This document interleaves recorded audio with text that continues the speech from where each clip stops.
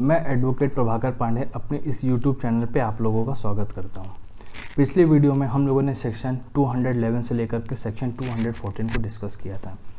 आज हम अपने इस वीडियो में सेक्शन 215, 216, 217 को डिस्कस करेंगे। सेक्शन 215 जो है वो इफेक्ट्स ऑफ एरर्स की बात करता है, यानी कि चार्ज को फ्रेम करते वक्त अगर कोई उसमें एरर हो जाए, कोई वर्ड ओमिट हो जाए, तो उस केस में क्या होगा, आइए देखते हैं। No error in stating either the offense or the particulars required to be stated in the charge, and no omission to state the offense or those particulars shall be regarded at any stage of the case as material।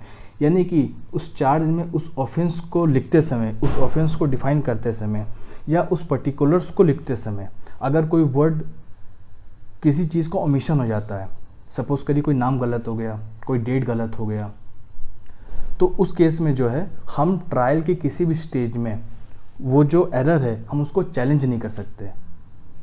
यानी कि वो जो error है वो immaterial नहीं होगा, यानी कि वो गलत नहीं होगा। लेकिन इसके बाद क्या कहता है, unless the accused was in fact misled by such error or omission and it has occasioned a failure of justice. यानी कि एक्यूज्ड पर्सन को वाकई में जानबूझ करके मिसलीड किया गया था, यानी कि एक्यूज्ड पर्सन को जो है वो जानबूझ करके मिसलीड किया गया था और उसके वजह से जो है उसको इनजस्टिस कॉज हुआ है। अब जो सेक्शन 215 है, हम इसको सेक्शन 464 एंड 465 के साथ रेड विथ करके पढ़ेंगे। ये आपके मेंस के लिए मोस्ट इंपॉर्टेंट है, इसको प्लीज़ नोट डाउन कर लीजिएगा। सेक्शन अपने बैरेक्ट में सेक्शन 215 के बगल में ही रेड विथ करके सेक्शन 464 एंड 465 को कर दीजिएगा। हम जब उस टॉपिक पे आएंगे तो उसमें डिटेल में जाएंगे, लेकिन यहाँ पे सेक्शन 464 को मैं आपको डिफाइन कर देता हूँ। 464 में भी इसी बात को कहा गया है कि कोई ऑर्डर या कोई सेंटेंस को पास करते वक्त अगर कोई ओमिशन है, कोई एरर है और हमें पता चलता है कि कोई ओमिशन, कोई एरर हुआ था, तो वो ओमिशन जो एरर है वो उस चार्ज को इमटेरियल नहीं बनाएगा, वो जो ट्रायल है उसको विशिएट नहीं करेगा। वही सेम चीज़ है जब तक कि जो एक्यूज पर्सन है वो वाकई में उसको मिसलीड किया गया था या फिर उस मिसलीड करने से उसको इंजस्टिस कॉज हुआ है। लेकिन सपोज करिए अगर वाकई में उसको इंजस्टिस कॉज हो गया तो फिर क्या करेंगे, तो वहाँ पे फिर दो ऑप्शन है। या तो हम उस कोर्ट को, जिसने उस चार्ज को फ्रेम किया, हम उसको कहेंगे कि तुम फिर से नया चार्ज फ्रेम करो और वहीं से ट्रायल को कमेंस करो, या फिर हम उससे कहेंगे कि तुम एक फ्रेश ट्रायल कमेंस करो। बाकी 465, 464 जब हम उस टॉपिक पे जाएंगे तो उसमें डिटेल में डिस्कस करेंगे, लेकिन यहाँ पे इतना जानना ज़रूरी है। और जब मेंस में आंसर, जब ये क्वेश्चन आएगा तो आप इसको रेड विथ करके लिखिएगा। अब हम चलते हैं सेक्शन 215 के इलस्ट्रेशन पे। ये मोस्ट इंपॉर्टेंट है, इससे आपको कॉन्सेप्ट और क्लियर होगा। सबसे पहले इलस्ट्रेशन क्या कहता है, ए के ऊपर चार्ज लगा कि उसने 242 IPC के अंदर काउंटरफिट कॉइन को पोजेस किया। काउंटरफिट कॉइन क्या होते हैं? काउंटरफिट कॉइन्स वो कॉइन होते हैं जो इंसान बगैर उस अथॉरिटी के, बगैर उस गवर्नमेंट के, वो जो कॉइन को बनाता है, प्रोड्यूस करता है, उसको हम काउंटरफिट कॉइन कहते हैं। एक तरीके के इलीगल कॉइन्स होते हैं। तो अगर ए के ऊपर चार्ज लगा है कि उसने काउंटरफिट कॉइन अपने पास रखे हैं और ए ने, जब उसके पास वो काउंटरफिट कॉइन थे, उसको इस बात का अंदाज़ा था कि ये इलीगल है, ये गलत है, तो चार्ज को फ्रेम करते वक्त अगर हमने ये जो वर्ड है फ्रॉडेंटली, सपोज करिए अगर हमने इसको ओमिट कर दिया, हमने इसको नहीं लिखा, तो भी इससे जो है चार्ज पे कोई खास असर नहीं पड़ेगा। अब हम चलते हैं अपने इलस्ट्रेशन बी पे। ए के ऊपर चार्ज लगा कि उसने बी के साथ चीटिंग किया। अब हमने सेक्शन 213 में पढ़ा था कि चीटिंग के वक्त हम उसका मैनर भी लिखेंगे, किस तरीके से चीटिंग किया। लेकिन सपोज करिए उसने चार्ज में वो जो मैनर है, वो जो तरीका है, उसको डिफाइन नहीं किया। लेकिन यहाँ पर ए ने क्या किया, वो खुद अपने डिफेंस में अपने विटनेसेस को लेकर के आया और उसने बताया कि वो जो चीटिंग है, वो जो ट्रांजेक्शन है, वो उसने किस तरीके से किया। अपने डिफेंस में उसने उस ट्रांजेक्शन को एक्सप्लेन किया। तो ये जो कोर्ट है ये मान करके चलेगा कि कोई प्रेजुडिस कॉज नहीं हुआ है और ये जो एरर है, ये जो ओमिशन है, ये इमटेरियल नहीं है।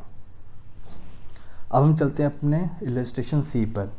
ए के ऊपर चार्ज लगा कि उसने बी के साथ चीटिंग किया। इलस्ट्रेशन बी और सी में इतना ही डिफरेंस है कि सी में ए ने ए के ऊपर चार्ज लगा कि उसने बी के साथ चीटिंग किया, लेकिन ए और बी के बीच में बहुत ढेर सारे ट्रांजेक्शन हुए।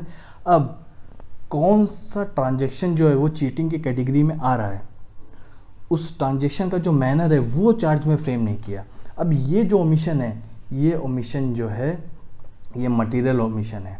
इसका मतलब जो है वो उस पर्सन को वाकई में प्रेजुडिस कॉज कर रहा है, क्योंकि उसको पता ही नहीं चल रहा कि किस ट्रांजेक्शन की बात हो रही है, नहीं तो वो अपने डिफेंस को प्रिपेयर कैसे करेगा। अब हम चलते हैं इलस्ट्रेशन डी पर। इलस्ट्रेशन डी क्या कहता है? डी और ई जो है वो बहुत इंपॉर्टेंट है, उसको ध्यान समझिएगा। डी के ऊपर चार्ज लगा कि उसने खोड़ा बख्श का मर्डर किया है 21 जनवरी 1882 को। हालांकि उसने जो मर्डर किया था उसने हैदर बख्श का मर्डर किया था 20 जनवरी 1882 को। ए के ऊपर चार्ज लगा कि उसने खोड़ा बख्श का मर्डर किया है 21 जनवरी 1882 को, लेकिन हकीकत में उसने मर्डर किसका किया था? उसने किया था हैदर बख्श का। कब?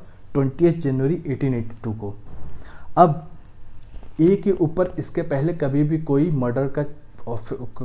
भी मर्डर का चार्ज नहीं लगा था, इसके ऊपर कोई भी केस नहीं चला था। अब जब ए को जब चार्ज फ्रेम करके ट्रायल किया गया, तो जो ट्रायल चला वो ट्रायल चला हैदर बख्श का। ए ने हकीकत में किसका मर्डर किया था खोड़ा बख्श का, लेकिन जो ट्रायल चला वो हैदर बख्श का चला। तो यहाँ पे जो मजिस्ट्रेट है, यहाँ पे जो कोर्ट है, ये मान करके चलेगा कि ए को ये बात मालूम था कि वाकई में जो ट्रायल है वो खोड़ा बख्श का चल रहा है। मैं आपको सिंपल कर देता हूँ, मेरे ऊपर आज तक कोई मर्डर का चार्ज नहीं लगा, कोई मेरे पास केस नहीं है। अब मेरे ऊपर जब नया जो चार्ज लगा वो ये है कि मैंने जो है बी का मर्डर किया है, लेकिन जो हकीकत में जो मेरा ट्रायल चला वो सी का चला। लेकिन मुझे ये बात मालूम है कि मेरा जो ट्रायल चला वो ए पर ही चल रहा है, क्योंकि बी पे चलने कोई सवाल ही नहीं है, क्योंकि मेरे पास किसी और तरीके कोई मर्डर का मैंने किया ही नहीं है। मेरा जो ट्रायल चल रहा है वो ए पर ही चल रहा है। तो ये जो ओमिशन है ये मटेरियल नहीं है, इससे जो ट्रायल है ये विशेष नहीं होगा। अब हम चलते हैं अपने इलस्ट्रेशन ई पे। इलस्ट्रेशन ई जो है क्या कहता है? ए के ऊपर जो चार्ज लगा वो मर्डर का चार्ज लगा और हैदर बख्श के ऊपर लगा 20 जनवरी 1882 को, और खोड़ा बख्श पे भी लगा जो हैदर बख्श को अरेस्ट करने जा रहा था।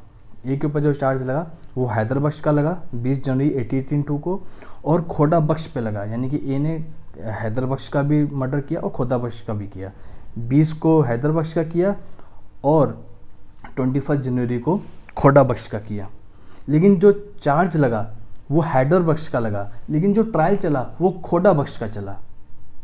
अब यहाँ पे जो चार्ज लग रहा है वो किसी और का लग रहा है, और जो ट्रायल चल रहा है वो किसी और का चल रहा है। और जो ए ने विटनेसेस प्रोड्यूस किए, ए ने विटनेसेस जो है वो हैदर बख्श वाले, जो विटनेसेस हैदर बख्श में थे, ए ने उन विटनेसेस को रखा। अब ये जो ओमिशन है ये वाकई में ए को मिसलीड कर रहा है और जो है इनजस्टिस उसको कॉज कर रहा है। इसका मतलब ये है कि 2 मर्डर का केस चल रहा है और जो चार्ज मुझ पे लग रहे हैं वो किसी और के लग रहे हैं, और जो ट्रायल चल रहे हैं वो किसी और के चल रहे हैं, और जो मैं विटनेसेस लगा रहा हूँ मैं पहले वाले का लगा रहा हूँ, जबकि ट्रायल में दूसरे वाले का चल रहा है। तो अब यहाँ पे ये जो कन्फ्यूजन है, ये जो ओमिशन है, ये वाकई में जो है मुझे मिसलीड कर रहा है और इनजस्टिस मुझे कॉज कर सकता है। अब हम चलते हैं अपने सेक्शन 216 पे, जो हमारा जो है ऑल्ट्रेशन ऑफ चार्ज की बात करता है कि अगर चार्ज को हम ऑल्टर करेंगे तो उस केस में क्या होगा।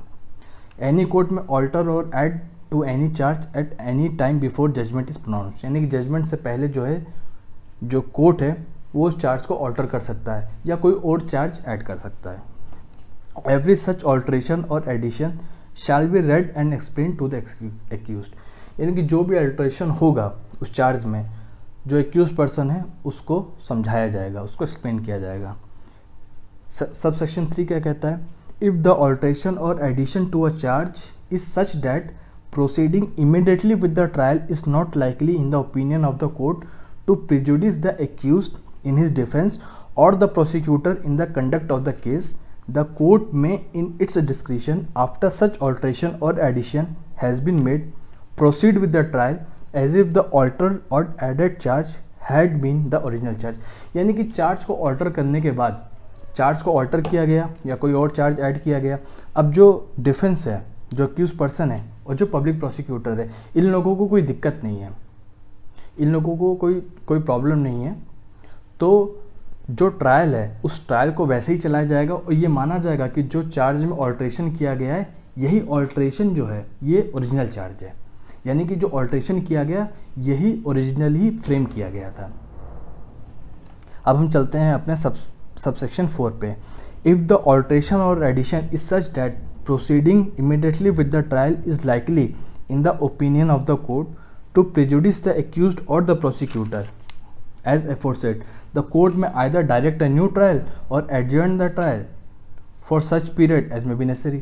लेकिन अब सबसेक्शन 4 में यह है कि मान लीजिए अगर उनको प्रेजुडिस कॉज कर रहा है एक्यूज पर्सन को या पब्लिक प्रोसिक्यूटर को, उन्हें कोई दिक्कत आ रही है उस चार्ज को ऑल्टर करने के बाद, तो या तो कोर्ट जो है वो न्यू ट्रायल के लिए बोल देगा कि ट्रायल को फिर से शुरू करें, या जो है कोर्ट जो है उस ट्रायल को एडजर्न कर देगा, यानी कि उस ट्रायल को कुछ समय बाद के लिए रख लेगा जब तक कि ये जो प्रॉब्लम है ये सॉर्ट आउट नहीं हो जाती। अब हम चलते हैं अपने सबसेक्शन 5 पे। If the offence stated in the altered or added charge is one for the prosecution of which previous sanction is necessary, the case shall not be proceeded with until such sanction is obtained, unless sanction has been obtained for a prosecution on the same facts as those on which the altered or added charges is founded। यानी कि charge को alter या add करने के बाद, अब मान लीजिए कोई पब्लिक ऑफिसर आ गया बीच में, तो पब्लिक ऑफिसर के ऊपर केस ऐसे इंस्टीट्यूट नहीं कराया जाता, हमें जो है गवर्नमेंट से हमें परमिशन लेनी पड़ती है। अगर स्टेट का है तो स्टेट गवर्नमेंट, सेंटर का है तो सेंट्रल गवर्नमेंट। तो अगर चार्ज को ऑल्टर करने के बाद हमें सैंक्शन लेना ज़रूरी है तो हमें जो है वो सैंक्शन पहले लेना पड़ेगा। लेकिन जो सैंक्शन अगर मान लीजिए पहले से ले रखा है, सैंक्शन मान लीजिए अगर पहले से ले रखा है और जो चार्जेस ऑल्टर किए गए हैं वो सेम फैक्ट्स पे किए गए हैं, यानी कि जो नए चार्जेस लगाए गए वो सेम फैक्ट्स पे लिए गए हैं, और जो सैंक्शन लिया गया था वो भी फैक्ट्स पे ही लिया गया, वो भी सेम फैक्ट्स पे लिया गया था, तो उस केस में जो सैंक्शन लेना ज़रूरी नहीं है। अब हम चलते हैं अपने सेक्शन 217 में। देखिए 216 ने बात कर दिया कि चार्ज को है ऑल्टर कर सकते हैं, ऐड कर सकते हैं, लेकिन चार्ज को ऑल्टर और ऐड करने के बाद इसके रिपरकेशंस क्या होंगे, इसका इफेक्ट क्या पड़ेगा। हो सकता है हमें नए विटनेसेस लगाने पड़े, हमें नए डॉक्यूमेंट्स लगाने पड़े, हमें अपने एविडेंसेस को फिर से लाना पड़े, या जो विटनेसेस जिन लोगों का एग्जामिनेशन हो चुका है हमें उनको फिर से एग्जामिन करना पड़े। तो सेक्शन 217 में इसी को डिस्कस किया गया है। Recall of witnesses when charge altered, whenever a charge is altered or added to by the court after the commencement of the trial, the prosecutor and the accused shall be allowed. यानी कि जब भी charge को alter किया गया या add किया गया तो जो प्रोसिक्यूटर है, जो एक्यूज है, उसको अलाउ किया जाएगा। किस चीज़ के लिए अलाउ किया जाएगा, सबसेक्शन ए और बी हमें वही बताता है। ए, to recall or resummon and examine the reference to such alteration और addition any witness who may have been examined unless the court for reason to be recorded in writing consider that the prosecutor or the accused as the case may be desire to recall or re-examine such witness for the purpose of vexation or delay or for defeating the end of justice। यानी कि जो accused person है, जो defence है और जो public prosecutor है, इनको ये अलाउ किया जाएगा कि ये जो विटनेसेस हैं उनको दोबारा रिकॉल कर सकें, रीसमन कर सकें या दोबारा से एग्जामिन कर सकें जो भी चार्जेस को ऑल्ट्रेशन किया गया है उससे रिलेटेड। लेकिन अगर कोर्ट को ये लग रहा है कि ये जो रिकॉल है, ये जो रीसमन है, ये सिर्फ और सिर्फ डिले करने के लिए किया जा रहा है ताकि टाइम ज़्यादा लंबा खींचे, या फिर to defeat the end of justice provide ना हो सके, तो उस केस में जो कोर्ट है वो मना भी कर सकता है। अब बी क्या कहता है, also to call any further witness whom the court may think to be material. यानी कि जो है जो विटनेसेस पहले नहीं आए थे, बी में ये बोला गया कि जिन विटनेसेस का एग्जामिनेशन हो चुका है, ए में ये बोला गया है, बी ये बोला है कि हम जो हैं हम नए विटनेसेस को भी ला सकते हैं, उनको हम एग्जामिन कर सकते हैं। तो आई होप सेक्शन 215, 216, 217 आपको समझ में आ गया होगा।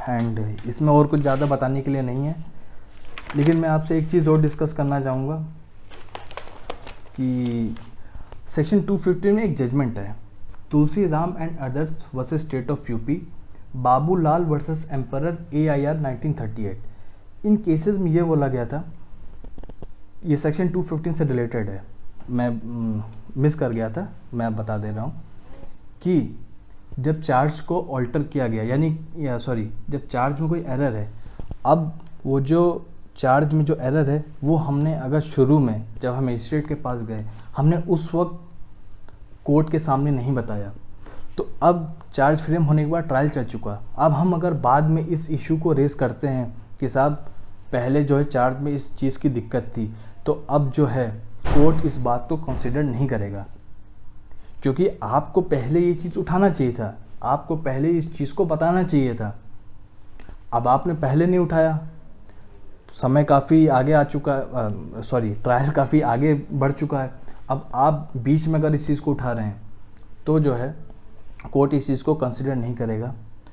फिर से लेकिन वही बात है कि अगर उसको इनजस्टिस कॉज हो रहा है तो उस केस में कोर्ट देखेगी। अब एक हमारे पास जजमेंट और है सेक्शन 216 में, Anant Prakash Sinha versus state of Haryana 2016 supreme court, Sohan Lal versus state of Rajasthan 1990 supreme court.